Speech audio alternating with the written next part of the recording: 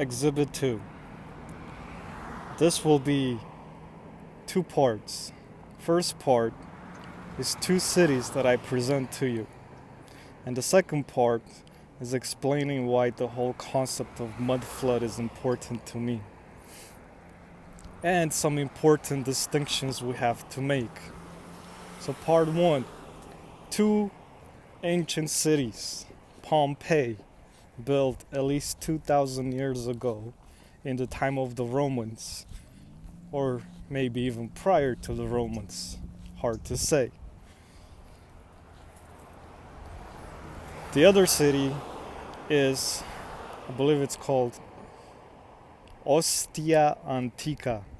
I will leave links to both in the description. The first comment to videos that present what I'm talking about. So both these cities were supposedly built at least 2,000 years ago. Ostia Antica was dug up in the 1800s, and that makes it, I guess, one of the best preserved places in the world in terms of Roman antiquity, assuming it was the Romans that built it, because it is unknown. What's also important to note is Pompeii also was dug up. Now, there's a backstory with Pompeii. There's Vesuvius. Apparently, he had an eruption, and this eruption caused a massive wall of ash and whatever else comes out of a volcano when it erupts, hit the city, pretty much turned people into stone, and the whole city got buried. So this is important because if the story is actually factual, it implies mudflood could have occurred a different way.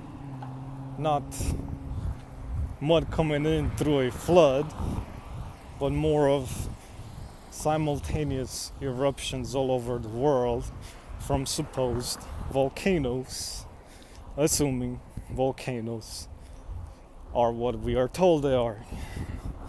I'm actually starting to believe they were smelting facilities for the civilizations of old. Still may be, who knows. What's also important to note about these cities is all the construction is mainly red brick, and whatever else is out there is on top of the red brick. Perfect red brick construction. And I will point out specific moments in these 2 videos in the links where you can see the red brick construction clearly. More clearly than this freaking atmosphere, which is just smoke. Here we are a week later. You can see the smoke at ground level.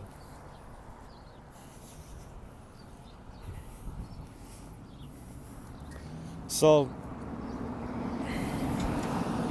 that's 1. The cities. 2 is why mudflood is important to me. Recently, I came to the realization that Earth has a consciousness as well, Gaia. And while we are trapped in this prison, so is she. And I figured I gotta speak to Lady Gaia. So that's when I planned a trip to Magnetic North. I flew into Saskatoon, Canada. And I was going to walk all the way north from there. After about 5 or 6 days, I canceled my trip. There was a series of events that occurred that led me to do this. But the main one being that what I was looking for was not at Magnetic North. It was actually in the place where I was born. That's where I must head back to. More so, I learned there's a backstory to where I was born. The Carpathian Mountains. Apparently it housed a population of people known as the Garfians. you may know about Agartha. Well, these people are supposedly my ancestors. And if they are my ancestors, that means whatever methods of protection they had could fight against the same factors that are affecting us today. Okay? Because it's all a silent war, it's all in the atmosphere, it's all energy, it's all frequencies, it's all a frequency war. That's why it's important for the system that we as individuals remain weak. Genes off. It was so important for them, for the system, that it was programmed into our DNA, fused chromosomes. Who did we get the fused chromosomes from? Chimpanzees and Anunnaki? I don't know. Maybe it was sea people or dragon people. Who knows? Doesn't even matter at this point. The point is, we are living in a perpetual state of imprisonment. Therefore, we must figure this out. So I figured in Romania, deep in the mountains, there's ancient technology buried beneath the ground that may be the key to activating the genes, at least in my DNA.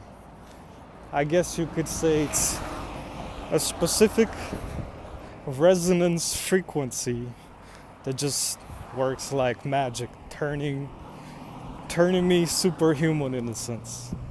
So that was my inspiration to go to the mountains. So after this knowledge came my way,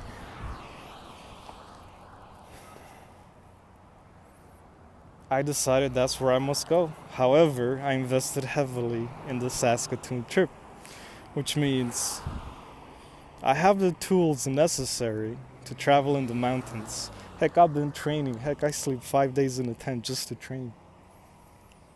And like, this atmosphere probably should not be outside. But there I am, sleeping in this for over a week. So,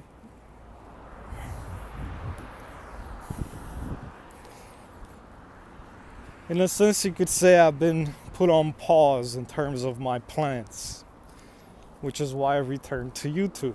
YouTube being my gateway to accessing more information. I listen to many videos, I make many comparisons, I pull out the good information, throw out the bad, leave a few comments here and there, stating my opinions, stating whenever I see chatbots. Sometimes I might be wrong, I don't know. But I've learned a lot about Mudflood.